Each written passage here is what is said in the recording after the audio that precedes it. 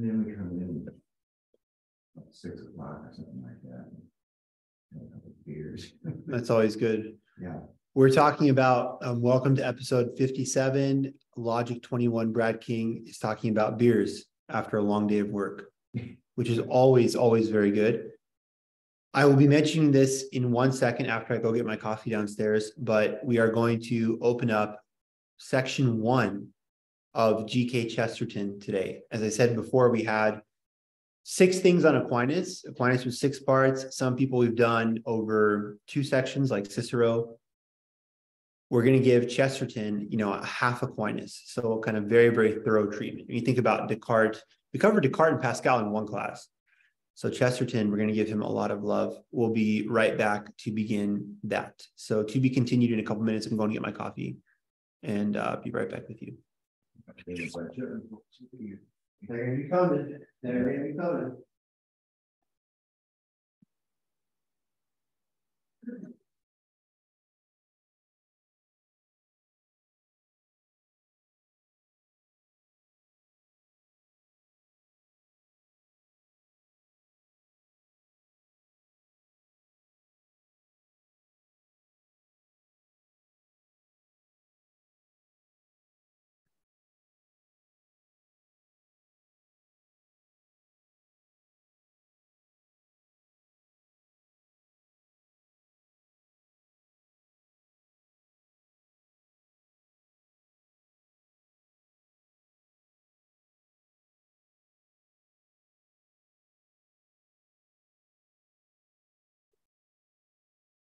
You know, like going down, getting a cup of coffee and having a moment.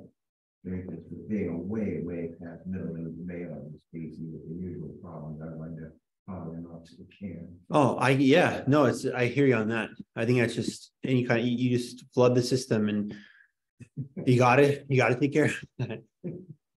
So I want to begin, let's get started. I want to begin with what we're going to do today over these course of these 3 classes. We're going to talk today about specifically Chesterton's orthodoxy. And we're going to compare that to what I think is a natural partner. And I don't know how many people have seen this connection. I'm sure a lot. But to Walker Percy's Lost in the Cosmos. And these books are written 75 years apart. 1908 for orthodoxy. Lost in the Cosmos is 1983. So we're going to compare Chesterton with orthodoxy to that. The next class, the main feature of his work will be Everlasting Man. And then in class number 3, we'll talk about his work on the saints. Well, we talked specifically his biographies of Aquinas and St. Francis of Assisi. We already in the previous episodes, you can go back and check this out on the recordings, talked about him on Aquinas. I, in fact, had the book out, The Dumb Ox, word for word, notarized, pink ink, step by step, right? So we won't kind of retread over well-trodden ground, but we'll really focus on St. Francis of Assisi. But before we talk about anything, I want to give a shout out to a citation, footnote, Chicago style, Betsy Johnson, to the Society of G.K. Chesterton, run by Dale Ahlquist, chesterton.org. For anyone who wants to go check this out, they do very good work. They have a cool journal they release, do a program on Chesterton, or at least had in the past with EWTN.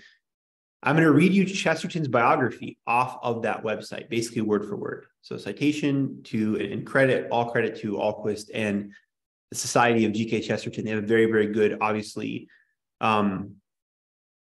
pithy, right? Not too long, but also all the kind of important highlights, biography of this important man. So his dates in life: he's born in 1874. Dies in 1936. He was born in London, educated at St. Paul's, but never went to college. He went to art school.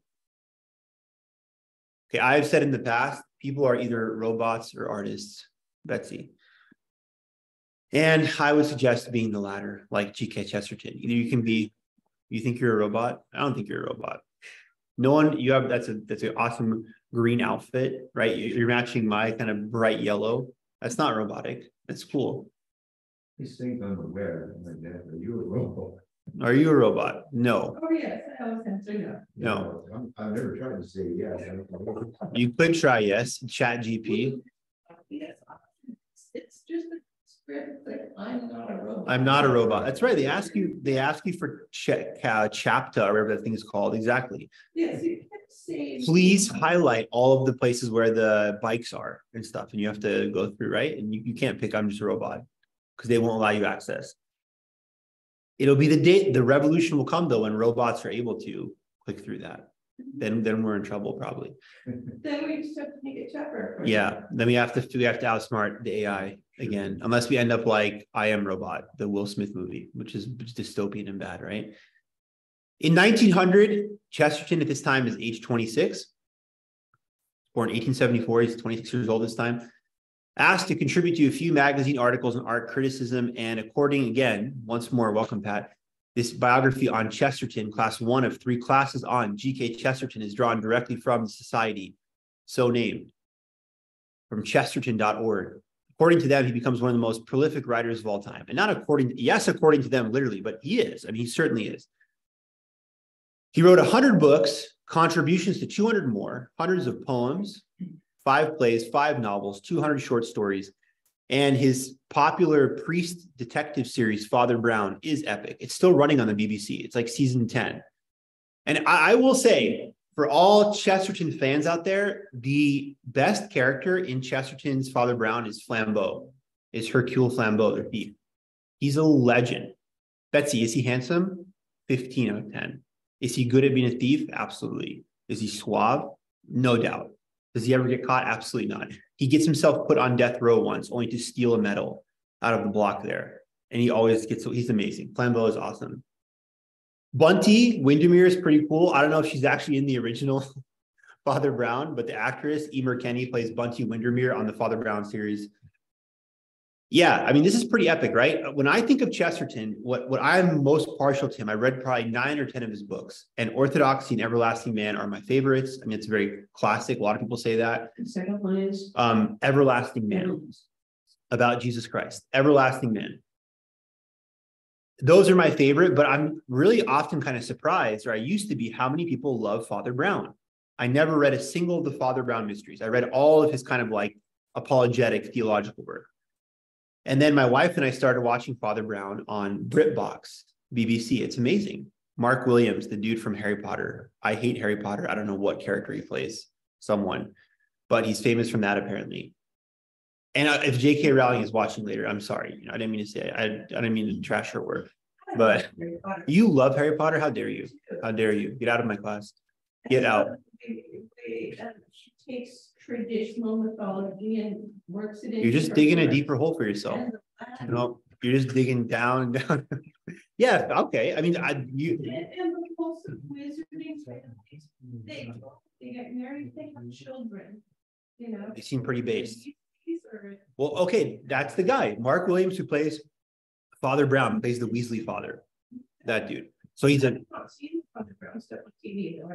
Oh, you should. No, I'm not even kidding. Like Father Brown on BBC BritBox is really good. Dave Schmidt, welcome for the 10th time. I'll do this introduction, but it's worth it for you. I don't mind whatsoever. We're opening up Chesterton today, one of 3 classes. The focus day will be Everlasting Man compared to Walker Percy's Lost in the Cosmos, which different author, 75 years later, I believe is a direct sequel.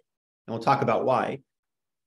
Next class, the main Chesterton focus will be Everlasting Man. The final class, his biographies of Aquinas and St. Francis of Assisi. And we'll talk about Father Brown in the last class as well. And I'm reading the biography off of Chesterton.org, the society founded, run by Dale Ahlquist. Okay, in spite of his literary accomplishments, he considered himself primarily a journalist, wrote over 4,000 newspaper essays, 30 years worth of columns for the Illustrated London Times, 13 years of weekly columns to the Daily News. And Ahlquist says, or whoever wrote this biography on Chesterton.org says, Chesterton was equally at ease with literary and social criticism, history, politics, economics, philosophy, and theology. His style is unmistakable. Epic props to that. That is a brilliant sentence. His style is unmistakable. Absolutely. He's great. He's called the Prince of Paradox. It's like, yeah, he's so fun to read. You want to start chewing on the book as you read Chesterton. It's delicious. Like his writing style is so, it's just great. If you've never read Chesterton, you are missing out. Unmistakable, marked by humility, consistency, paradox, wit, and wonder. His writing remains as timely and as timeless today as when it was first appeared, even though much of it was published in throwaway papers. So yeah, despite the extant evidence, so to speak, If we're going to go full archaeological on Chesterton, as if he's some, mummy from 3,000 years ago. Well, what have we found in his tomb? This is a very modern guy. Remember, he dies in 1936. But we talk about his books. We talk about Father Brown. I mean, that's the tip of the iceberg of the thousands of things this guy wrote, right? Even in these kind of literally journals, de jour, that are thrown away the next day. He was 6'4", 300 pounds. He usually had a cigar in his mouth, walked around wearing a cape and a crumpled hat, tiny glasses, sword stick in hand, laughter blowing through his mustache. Usually he had no idea where or when his next appointment was. He did much of his writing in train stations since he usually missed the train he was supposed to catch. And one famous anecdote, he wired his wife saying, quote, "Am at Market Harborough. Where ought I to be?" End quote. His faithful wife, Frances, spelled with an E because people have forgotten that. You spell a girl Frances with an E, I for the dudes. But I've seen girls today who are called Frances I, and it's epic fail. His wife, Frances. His names, and then they soon turn into girls' names, like Ashley.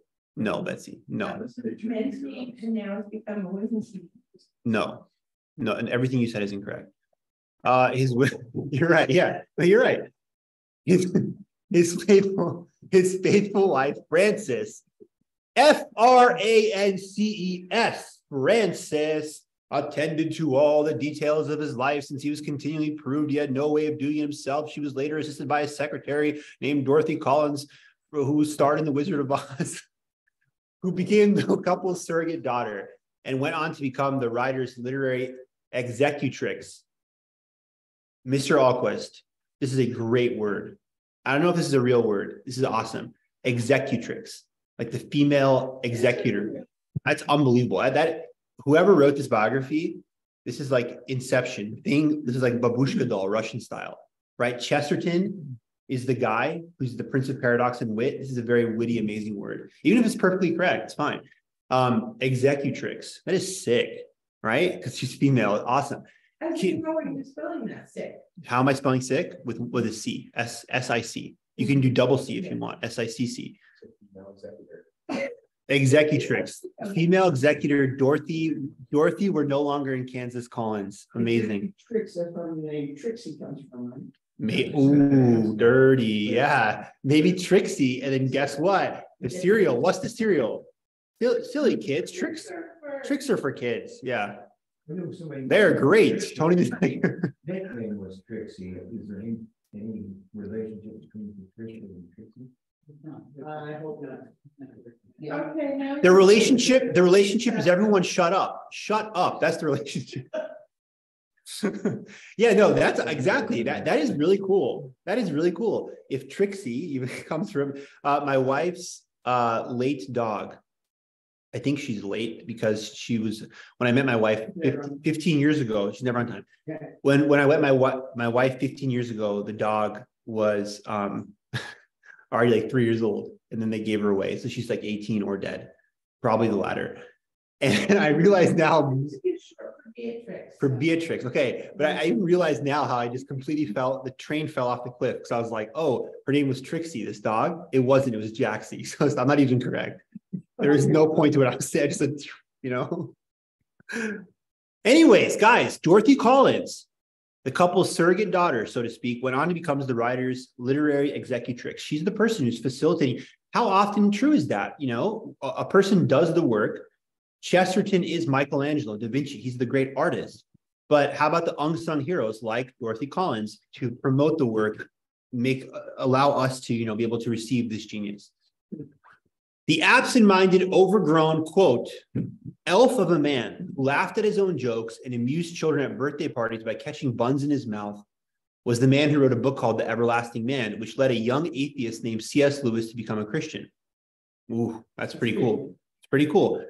This was the man who wrote a novel called The Napoleon of Notting Hill, which inspired Michael Collins to lead a movement for Irish independence. This was the man who wrote an essay in the Illustrated London News that inspired Mohandas Gandhi to lead a movement to end British colonial rule in India.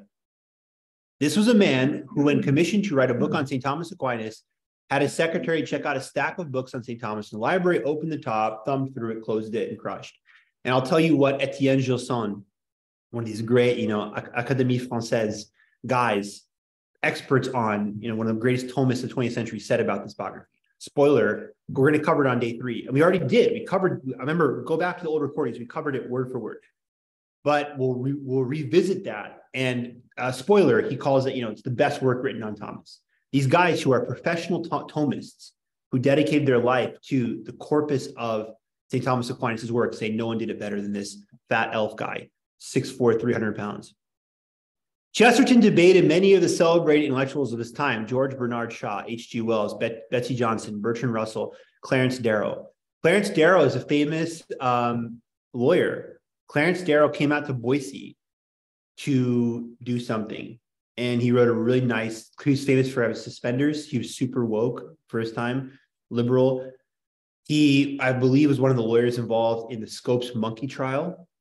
I don't know if one knows what that was about. It was like teaching evolution versus creationism in Tennessee in schools in 1925. Clarence Darrow, mad woke. He's basically exactly like Dave Schmidt, same political views. According to contemporary accounts, Chesterton usually emerges the winner of these contests. However, the world has immortalized his opponents and forgotten Chesterton.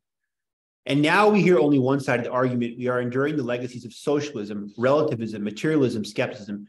Trish Schmidt, if you're like, what is Chesterton allied against? You who are, and I say this with complete respect and seriousness, you are a brilliant person. And I know you're like, well, Chesterton, of course, is this stalwart Catholic intellectual. Everyone knows this. We think we know this. If anyone's been to University of Mary in Bismarck, they have a bar called Chesterton's. Like he's a rock star kind of thing. We all know kind of what he's for. He's for, as this Prince of Paradox, genius writer. I cannot love his, if he was of a complete atheist persuasion or whatever, just stylistically, he is so pleasurable to read. But he's this great pen is mightier than the sword, apologist, defender of Christian truth, wit, taking on all comers. In fact, he writes a book, one of my favorite books that I read, which we're not going to cover, is called Heretics.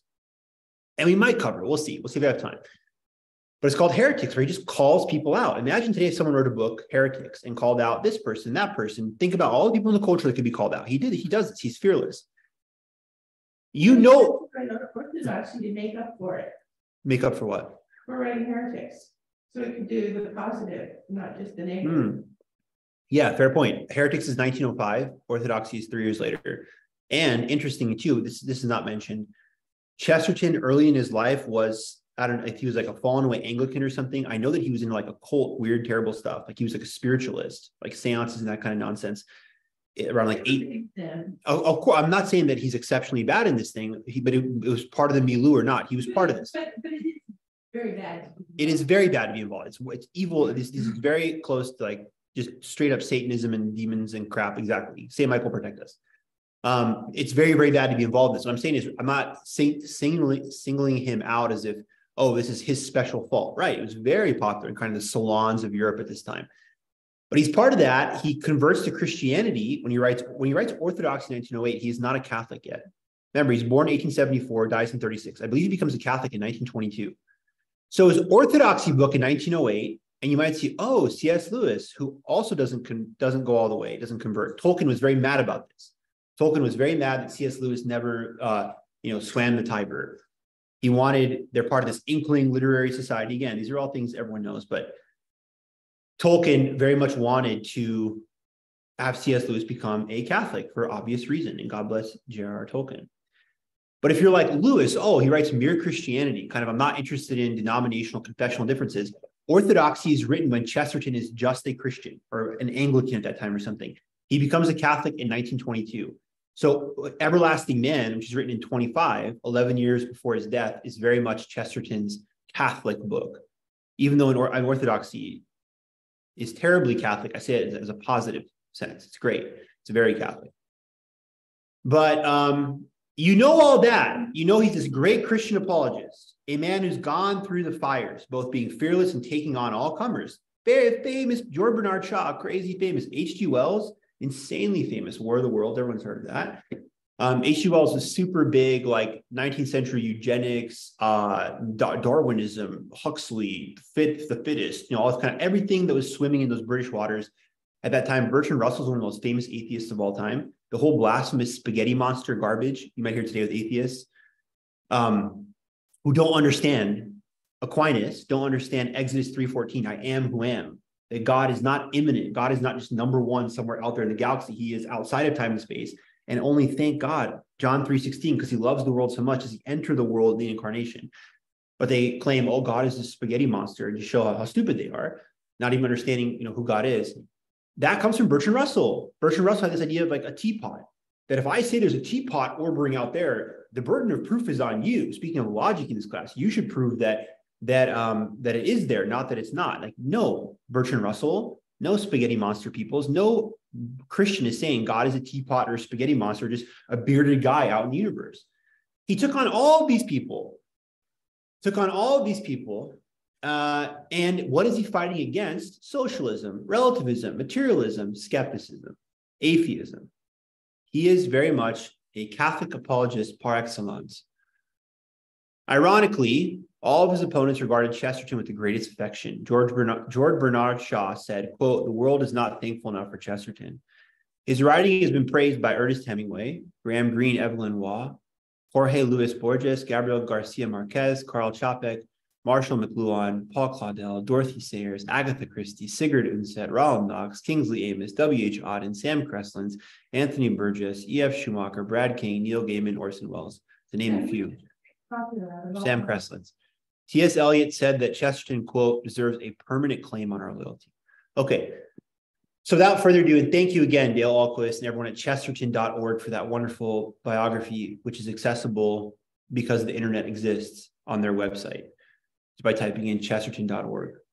And then that's it. That's all you have to do to read this. We're going to talk about Chesterton's orthodoxy and compare it to my boy, Walker Percy, who I got to say, I love G.K. Chesterton.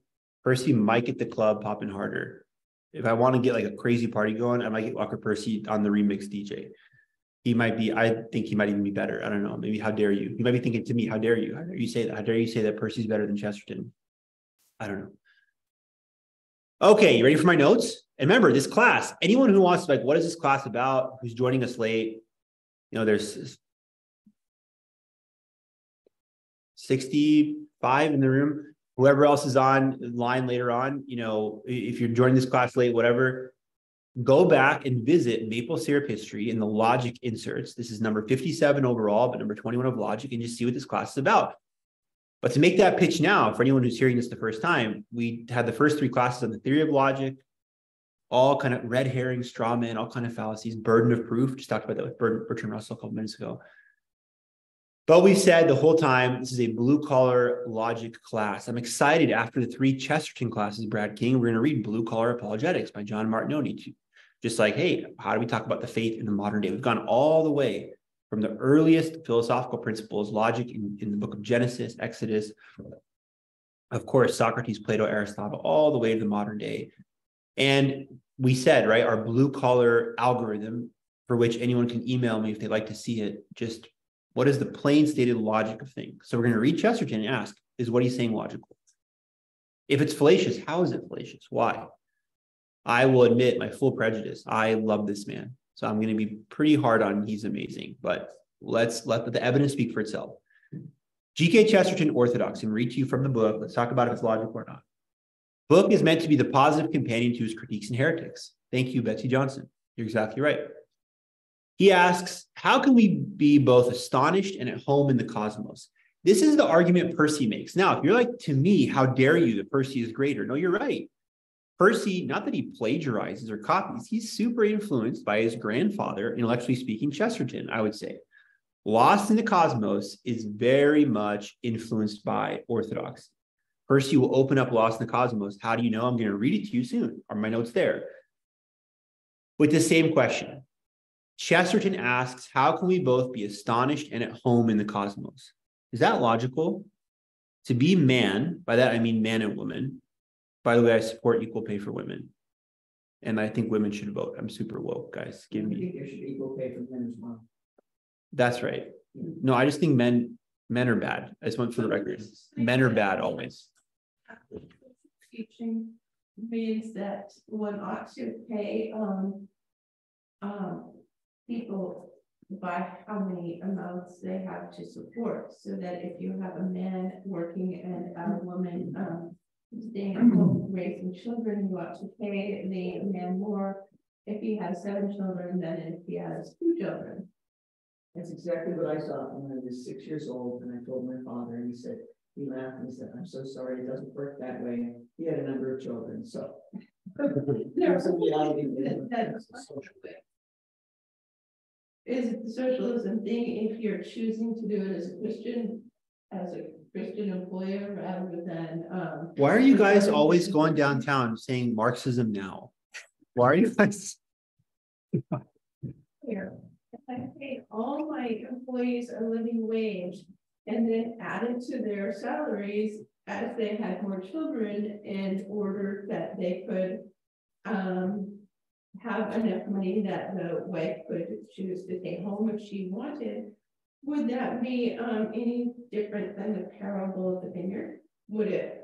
Sure, but we don't have a Christian society, sadly. I mean, I'm all for that. Yeah, exactly. The parable of the vineyard is awesome, right? The guys who work 1 minute or whatever get the same pay the guys have been laboring in the hot sun the whole day.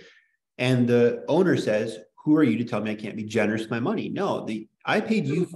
Yeah, why not? Of course, you can do whatever you want. That's not our society, though. I chose to do that. I never said it was. I agree with you. I'm the credit. The great tragedy of our modern economic system is usury and credit card debt. And it's like people used to be able to, your society can either be based on labor, like the Benedictine monks. Remember last class I talked about economics. Labor is a source of all value. That's the message of Rerum Novarum in its equal critique of the left and the right, capitalist excess and socialism, especially denouncing socialism, Marxism. Labor is a source of all value. Ora et labora, Saint Benedict of Nursia. Thank you. 1600 years ago. Your economy can be based on labor, the land, and real stuff, or it can be based on usury and speculation and debt accumulation. So we have trillions of dollars of debt. The credit card comes along and says, oh, a father used to be able to support his whole family on a living wage working at the plant and make, adjusted for inflation, $90,000 today. But we want to perhaps destroy the family, us leftist activists. We want both people to work, mother and father to work in this factory for what the father used to make by himself while the state indoctrinates their kids. Oh, but here's the credit card. So you can pretend like you have the same money and then you're in debt. Okay, that's our society. Welcome to our society. This has been going on for 60 years or longer. But there's nothing wrong with what you're saying. I'm just saying we don't have that kind of society. But I have no problem with that. But I have a question. It's very brilliant what you said, and I agree with you. Does that make sense? Can we feel at home and astonished in the cosmos? Yes or no? Why is that logical or illogical? Chesterton says, how can we be both astonished? Whoa, this is amazing. Like this is crazy, like awe and wonder, and at the same time, this is our home. If we, by analogy, it comes to mind, if we reduce that thought to, let's say, you're an art lover, you go to the museum, you go to concert hall, whatever it is.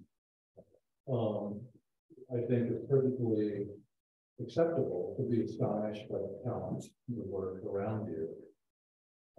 And if you go there often enough, where it feels somewhat home-like, I see no contradiction. Yeah, well, what he's saying, go ahead, yeah. No, just to say. Okay. That's my thinking. Yeah, what he's. If you went on the side of the Grand Canyon every day, you might not just feel in awe all the time. Familiarity breeds contempt. Yeah. Okay. But if you think about it and you look out on it and contemplate it, yeah, you can have the awe. Well, what he's saying is he's making, again, the point of his whole book, Orthodoxy, is that orthodoxy, the true faith, straight black coffee, not diluted, just the full faith, is the most exciting, incredible, awesome thing. It should titillate you. It is incredible. Why do we feel at home and astonished? Because it is our home, because God made the world. God made the world, Genesis 1, and it was good. So, and it's incredible. It's an awe-inspiring world. Exactly. Sunsets and mist and land of 10,000 lakes, Minnesota, ice fishing, North Woods. Everything is astonishing around us. And yet, and so it is our home, but yet we're called for something more, right? Our true home is heaven. And Percy picks up this Chestertonian thing of like both awe and wonder, feeling at home, but feeling kind of like an alien in the title of his book, Lost in the Cosmos. Walker Percy's Lost in the Cosmos is that prayer to Our Lady, this valley of tears, Hail, Holy Queen. that this cosmos is our home, and yet we're pilgrims along the way, aiming towards heaven. So to be a Christian is to be both at home and not at home. Yes, God made this world. He redeemed this world. Blessed be God forever. All glory to Jesus Christ. And this world is good. But our true home is in heaven. Chesterton says he does not unveil his philosophy, but God's. God made Christianity, not me. Try that next time with apologetics. Seems very logical to me. I'm not trying to push my beliefs on you. I'm not giving you Trish Schmidtism. I didn't invent Christianity. Christ did. God did. So if we want to have a discussion, me, Trish Schmidt, and you atheist, well, it's your choice. You have free will. God gave you that as well. But don't do straw men. Don't misrepresent my argument. I'm not trying to get you to believe what I believe simply because whatever floats your boat, man, 1960s, do your own thing, relativism. No, I'm saying if there is an ultimate truth, and I believe it's found in Christ and the church he founded, God is the source of that. I'm trying to bring you onto his team, not my team. Complete self-confidence is not only a sin, but a weakness and lunacy. Original sin, most obvious, provable aspect of the faith. All the saints took the starting point of man's obvious weakness and fall, but sin is denied furiously in the modern world. Is that true or not true? Again, but the last time I'll say this, I don't want to be a broken record. Everything I'm reading you is just quotes from Chesterton. Is that true? Why is that true? Is sin denied? Is original sin, that man is flawed, denied in the modern world? Yes. The modern world says we can choose what we are and make ourselves. We're not fallen. I can be whatever I want. I'm an alligator, by the way. I'm an alligator. Congratulations. Exactly, right? This is this yellow Holly Hansen coat because this is your I put this on and people I put this on and people just came out of the woodwork. I don't know where they came from taking photographs of me. And they're just like just walk. Inside in this room, you might think the flood is about to come. And Betsy, I'm just about the photo. That's why I'm just about the photo. I'm about the way it looks on thin film after you develop it. It looks great. So I'm not this isn't a statement regarding. It's not like a statement that you feel like you're a Norwegian sea captain from the 80s. Norwegian model, maybe. Sea captain, no. It's photogenic, let's face it. But Pat, everything I do is photogenic. So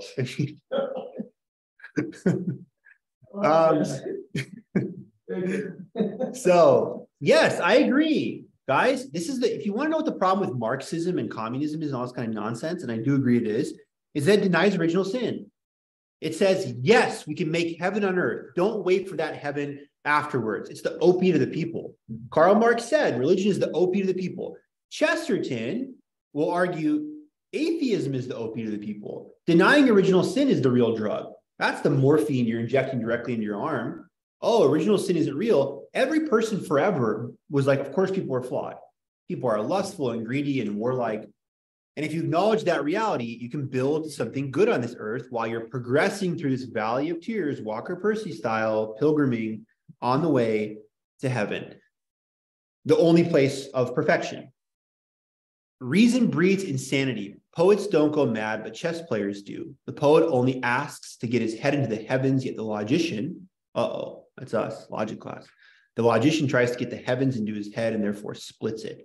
It's a great point. What he means is a poet, someone aiming at one of those transcendentals, the good, the true, and the beautiful, or a writer, a sculptor. He just wants a taste. He realizes his limitations. I'm a fallen man, original sin. If I can just taste heaven, if I can just, Matthew 25, make the most of my talents, do something beautiful for God, right? And in fact, Mother Teresa, speaking of her last class, talked about doing something beautiful for God. That's enough. I'm just going to get my head into the heavens, peek around, and one day I'll be there fully.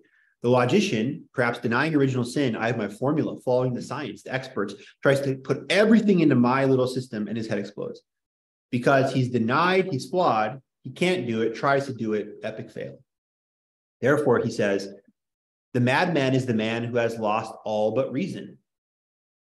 The person who's crazy is the person that only has reason left. Okay? He's like, Chesterton says, if you go to an insane asylum, a guy will tell you with great logic why he's actually Napoleon Bonaparte. And it's irrefutable. It just happens that he's crazy. It's not true, right? But he can tell you, oh yeah, and this, and then he says, Chesterton does, When everyone says, no, you're not Napoleon Bonaparte, the guy will say to you, well, of course they're saying it. They're all in league in this conspiracy against me. And the first evidence that I actually am Napoleon is they're all denying it because they don't want me to be reinstated on the throne or whatever. The madman in our society, we think colloquially. That's why Chesterton is so great. Prince of Paradox. Our disgusting society today is like, if you have logic and reason, that's all you need. Follow the science, trademark. No, that's the sign of insanity. If all you have is the science, right? Madman equals logical completion, spiritual contradiction. Materialism is more limiting than Materialism is much more limiting than religion. If the cosmos is materialist, it has lost all its wonder, but a machine of numbers and logic, it's so boring. This is what Walker Percy says too. Walker Percy asks in Lost in the Cosmos, why do people feel so depressed? Everyone's using Xanax or whatever, prescription drugs. Because Walker Percy says, how can a ghost, our soul, feel towards this materialistic, plastic Disney world other than bored? Boredom is a very modern concept. Well, maybe it's because of this hyper-materialism. Forget about the good, the true, and the beautiful, a higher metaphysical reality. Just, indulge your pleasures. Well, that's pretty boring after a while. Yep, been smoking weed all day. Yep, have my Netflix thing. Yep, go to the club. When does that become not exciting? After 4 days, a week, right? That's all it is, though. We'll get you more weed. We'll get you more clubs, more music. No. And so indeed, Chesterton says here too, Christian is really free. A Christian, John Paul II, fides et ratio, 2 wings, faith and reason, upon which you rise, the contemplation of truth, right? A Christian is free to consider everything. In the grand truth of God's design, there's things that are taken on pure logic. There's things that are taken on faith. Like the Holy Trinity is the central mystery of the Christian truth, the Catechism says. We can't perfectly comprehend the mystery of 3 persons in one God. There's things that are very just plain logical. Well, the materialist can't allow 1 ounce into his system. As Ecclesiastes says, 1 fly spoils a whole barrel of ointment. Dr. R. Scott French, I encourage you to come tonight. He's doing a thing on Eucharistic miracles. He was our first debater, very cool guy, very bright guy, great servant of the church. I can't tolerate that if I'm a materialist. If there's even 1 Eucharistic miracle, it's true, it's metaphysical, that destroys my materialist system, I guess it's done. Christians, we're free. There's things that are supernatural. There's not everything, right? It's all God's purview. Materialist is like boxed in by us. Everything is just science, numbers, and then he ends up in an insane asylum claiming he's Napoleon Bonaparte. Mysticism keeps men sane and healthy. Destroying mystery creates morbidity. Healthy paradoxes are good. Eyes on heaven while living on earth. Admire both youth and old age. Yeah. Oh man, I read an article from the New York Times talked about these Georgian people, not U.S. state, but Black Sea. 1971, these Georgians were routinely living in to be 110 years old. In that Georgian culture, the writer was like, I saw these guys and I thought they were, 71, 72, they were 108, 109.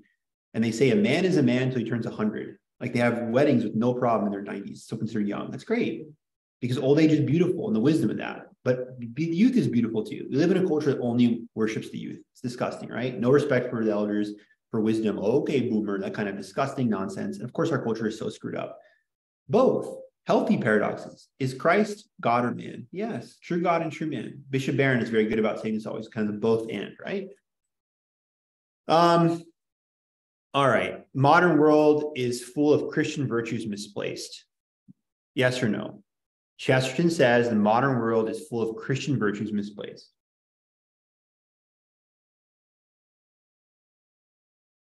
I say yes, very logical. Tolerance is a Christian virtue. That doesn't mean you tolerate everything, but the world tries to. Love is a Christian virtue. God is love, but you don't love everything. Oh, this guy's a genocidal maniac. Well, who am I to judge? Whatever. It's okay. It's his truth, right? Yes. Our modern world, we can go on and on and on, is living on the fumes, post-Christian society, living on the fumes of the only morality that ever has worked, Christian morality, but warping it by exaggerating it in false ways. We can go back to a very logical concept of our earliest points. Remember Aristotelian golden mean, that perfect balance, which leads to eudaimonia and happiness and kind of the ultimate telos of what you're supposed to be. Christianity balances that so well. Our modern world exaggerates it. Go ahead, Dave. Would you read that quote again? The modern world is full of Christian virtues misplaced. So I just wanted to hear how he phrased that. If I have a glass and it's to the brim with water, would you say it's full of water? Yes. So this is what I struggle with some of these kind of things. The world is full of that does not allow for any not misplaced, rightly placed virtue. And I struggle with that. I don't agree with you.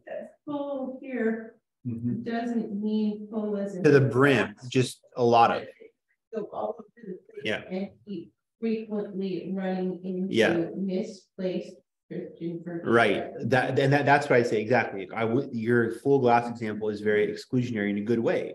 If the glass has a certain amount of volume of water it can hold, if it's to the brim, it's full. I think Betsy's thinking that's prevalent. So I would mean that we can't also go all over the place and see all sorts of sin and destruction. So he gives an example here on this is page 54 of this 1908 edition. We have a dislocation of humility. Man is meant to be doubtful about himself. Remember, original sin is real, but not God. And yet we doubt everything so much. We've taken humility to the point of doubting God and the over groveling paralysis of we can know nothing is real, matrix, that kind of crap. That's the example. So a great example is, what is the true definition of humility? The true definition of humility is the acknowledgement of the truth. Father Crappy would always say this.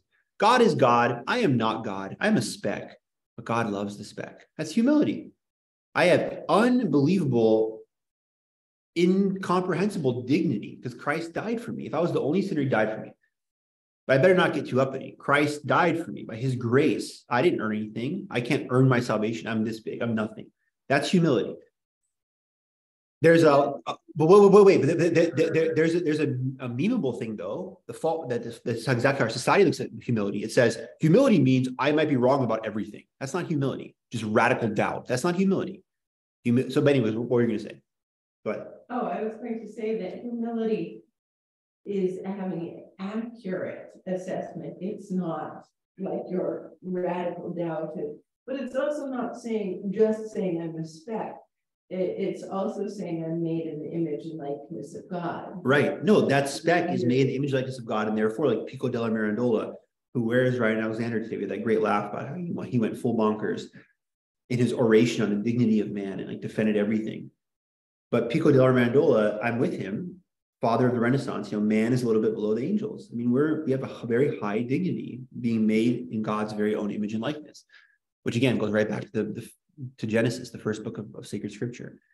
Chesterton critiques nominalism, talks about nominalism, right? Moderns assert all is unique, but you cannot say, quote, all chairs are different, because if you did, they're not all chairs. There has to be something that binds them. There has to be some universal principle. Remember we talked about nominalism, William of Ockham versus, so much is kind of versus Aquinas or in response to Aquinas. Chesterton gets a lot of flack for this, but it's hilarious. I agree with him. First of human needs is to be something more than a pragmatist. Oh, how dare you, how dare you, how dare you, the modern pragmatists say. Remember, pragmatism is that truth is what works. It's uber relativism. Trish, maybe being nice to you works, maybe being mean to you works. I'll choose what works for me. Self-advantage, pure, straight, sinful pride, whatever I can get from the situation. And Chesterton is like, the most basic human need is to not be like that. I mean, literally, right? If we're going to accept, and we do on faith, we're made in the image likeness of God, we're called to that golden rule, to love God above all, our neighbor as ourselves. This fulfills the law and the prophets, do unto others. If all you are as a pragmatist, constantly shifting in the wind, politician style, just whatever, truth is not a real true thing. Pontius Pilate is my, hero here. What is truth? If that's my attitude, and I just act according to my own benefit, he's like, that is epic fail immediately out the gate. Talks about why Joan of Arc is so much cooler than Nietzsche. He's like roasting all the people we talked about in this class. He's awesome. I love G.K. Chesterton.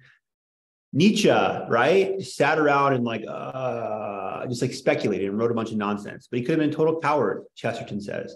Joan of Arc was a man of action. This young girl, she went Thunderbolt style, did something actually. Do things, actions, not words. Don't be some tool bag philosopher who sits in a chair and just speculates, but does absolutely jack beep, right? Does nothing.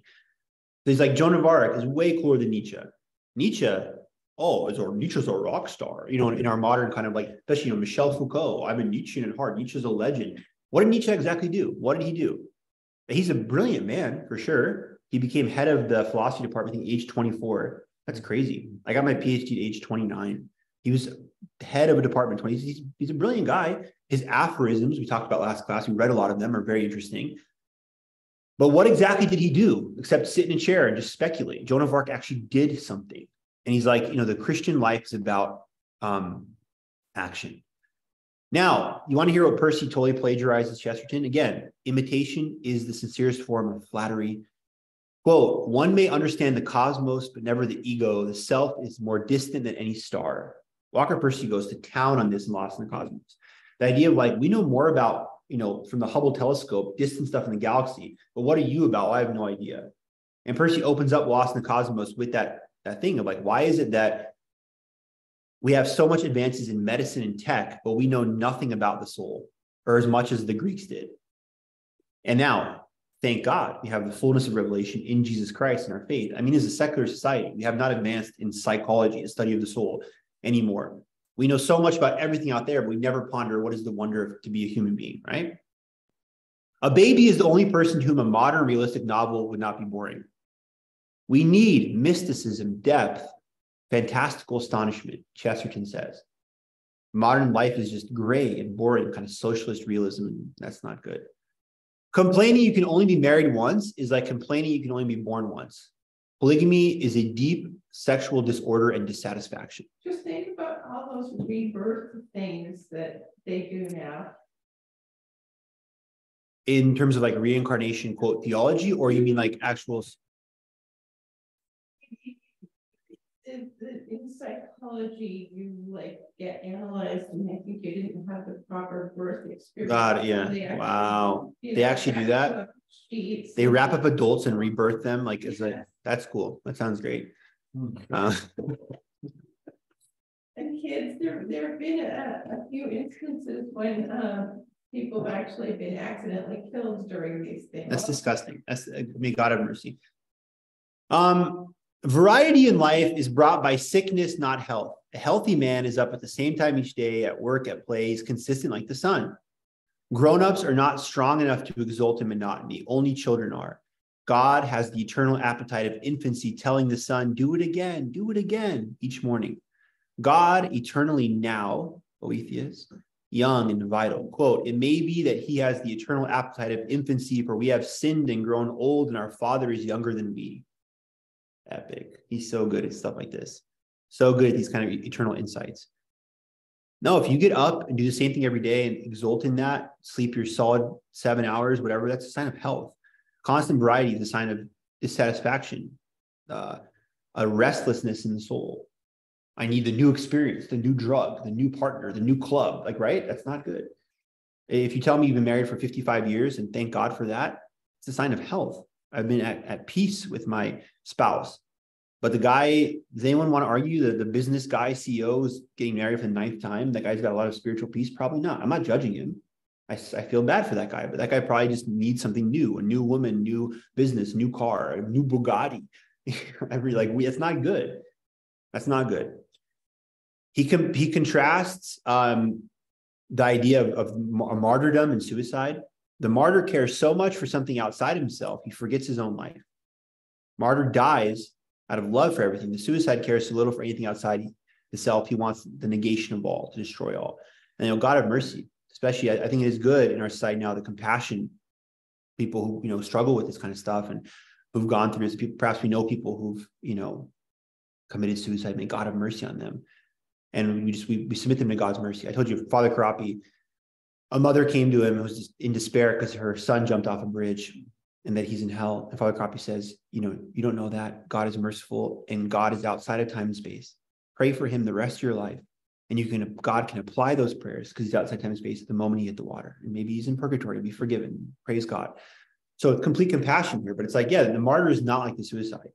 Oh, well, we should have this anti-life ethic, because the early Christians did. I mean, they got eaten by lions. They liked that. They had this death wish. No, they did it for a higher cause out of love for life and witnessing the truth. That is not the same as the fake compassion of like assisted suicide today and those kind of things, right?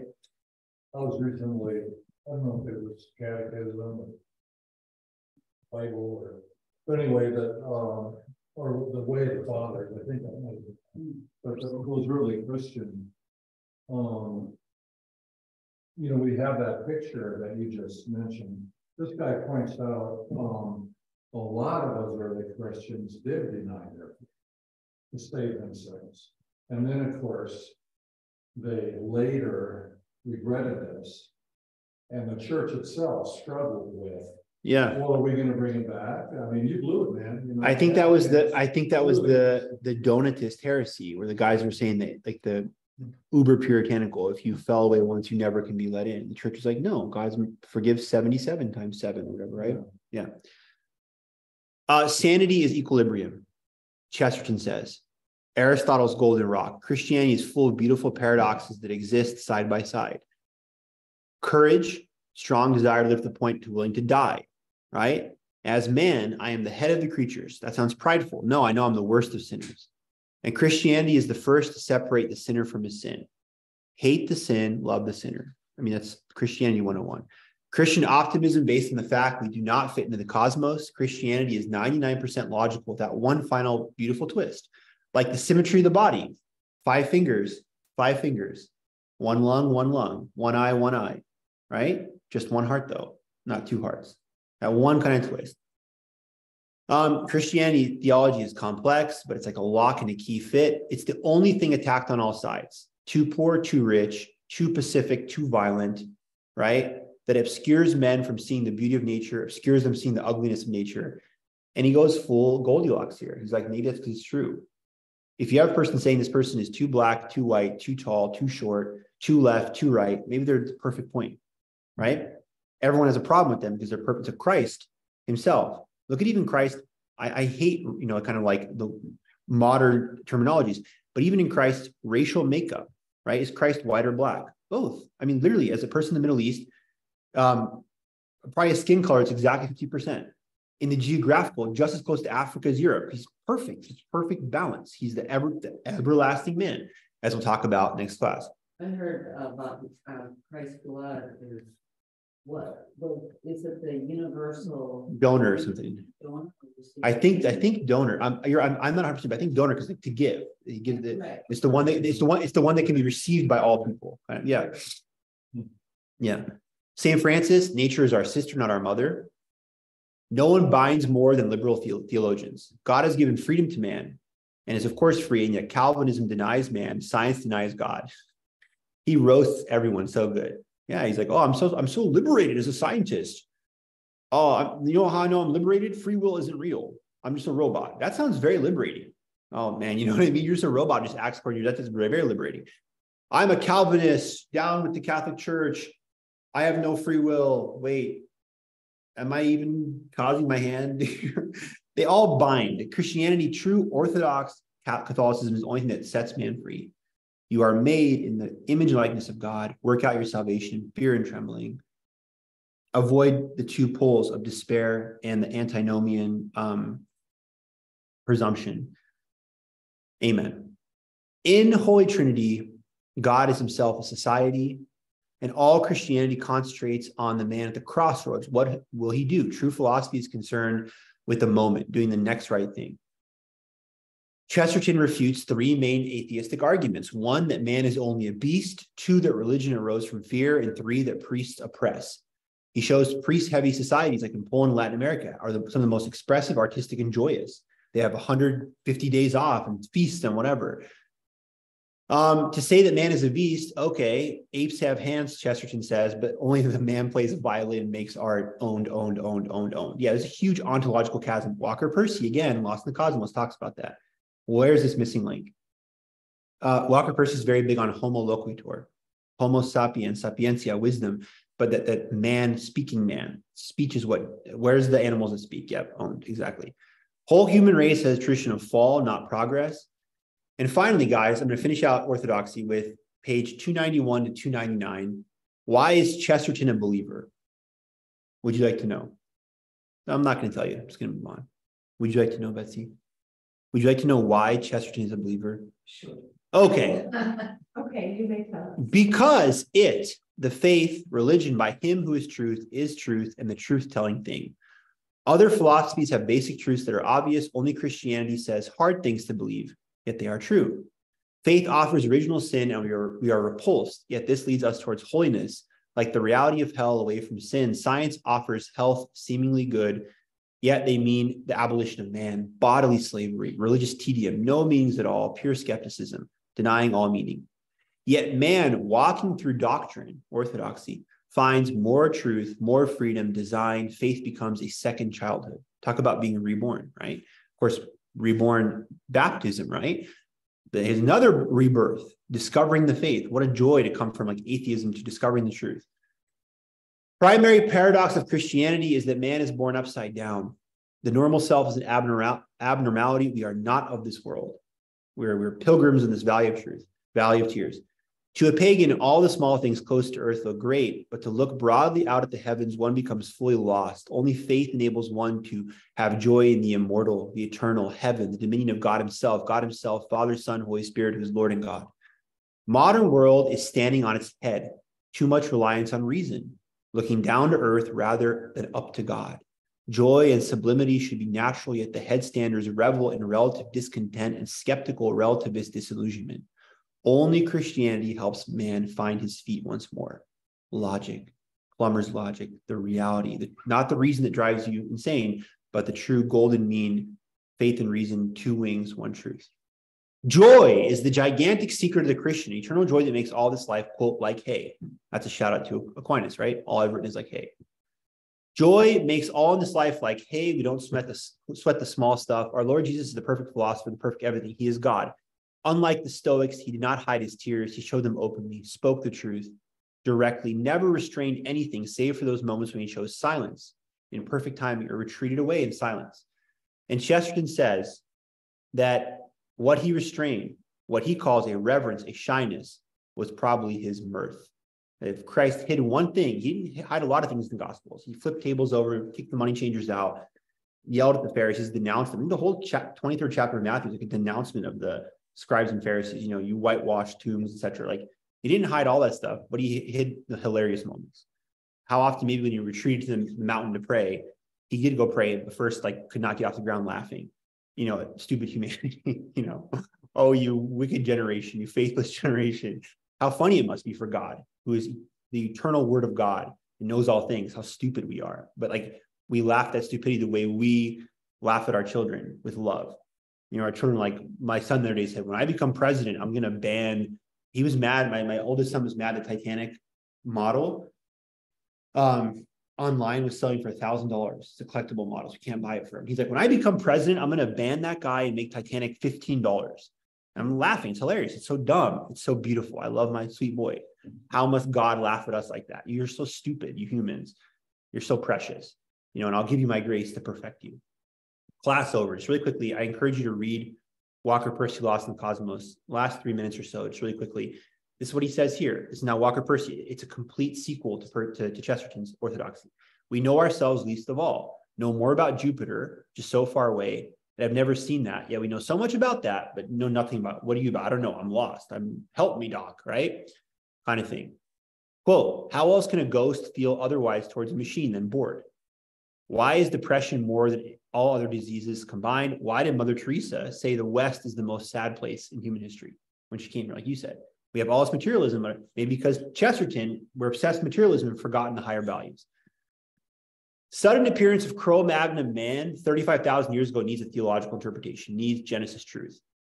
Okay, people like Richard Dawkins, these guys are like, it just happened. I don't know. Nature created itself. No. The fact that apes have hands and have 96% genetic code is not good enough compared to the ontological chasm that cannot be explained. And language was a spark, Walker Percy says. What is the essential form of language? That you do it with someone else. Can you talk to yourself? Can you sing in the shower? Of course. But language is speaking. The first man spoke to the first woman something. And she was probably like, do you want to go out? And she's probably like, no. And then he's like, "Do you mind if I ask?" How much has changed? And then he, yeah, and then he went. He's like, he asked her sister out. He asked her sister out, and she got jealous. And he was like, "Sorry, actually, I like your sister better." They had that conversation, and they understood what they were saying. Right? It's a spark. It's an implanted spark. It doesn't evolve. Language can't evolve. It just comes whole package. Why? Questions of faith and reason, Walker Percy says must go beyond sophomoric theism and Carl Sagan type sophomoric scientism. Yeah, it's kind of dumb Protestant world is 6,000 years old, dinosaurs fake versus Richard Dawkins, teapot, Bertrand Russell arguments, both not logical. Give me that Chesterton, give me that Walker Percy. Guys, guess what? Class is over. Anyone have any final comments? That was pretty sick. That was pretty good. We covered orthodoxy pretty good. I was crushing in this yellow coat the entire time. Next class, we're going to be doing Everlasting Man, which I'm super excited about. I would probably, if you put me against a wall and you're like, pick one book by Chesterton, I probably would pick Everlasting Man. It's probably my favorite. Who cares? Who cares what I think? I'm not being sarcastic. Really, who cares? They're all great. He really is fantastic. I'd say that's probably my favorite. But I would encourage you all to read Orthodoxy with Lost in the Cosmos. Buy that bundle. Go on Amazon and get Orthodoxy and Lost in the Cosmos. Read them together. It's amazing. 75 years of difference. An American dude from Alabama, from the South, Walker Percy, and British guy. You know, the only connection being Catholics, both Catholic converts, and the Anglosphere. But this is not like Walker Percy. It's not like Plato and Aristotle. Walker Percy didn't study with Chesterton. Although in fact he could have. I think Walker Percy was born like in 1911. Chesterton dies in 36. He could have. He didn't. As far as I know, he did not ever go see him. And that was still very much Walker Percy's atheist. I'm trying to become a medical doctor, early formative years. But they actually were contemporaries on Earth, but no connection. And yet the book is written as if it's a perfect sequel. And perhaps, again, maybe I'm just showing my ignorance. Maybe people have said that, oh yeah, Walker Percy's Lost in the Cosmos is like an overt sequel. But I've read both a couple of times. I've never seen anything mentioned in Lost in the Cosmos. He mentions Chesterton, I think, at one point, but never as an open like acknowledgement. Oh, I read this book, but it's so much like that. So I read those books together. Everlasting Man, next class. St. Francis, St. Thomas afterwards. Anyone have any final comments they want to say before we shut everything down? Except Sam Crescent, he doesn't have a permission to speak. Okay, so never mind. Class over. Goodbye. God bless you all.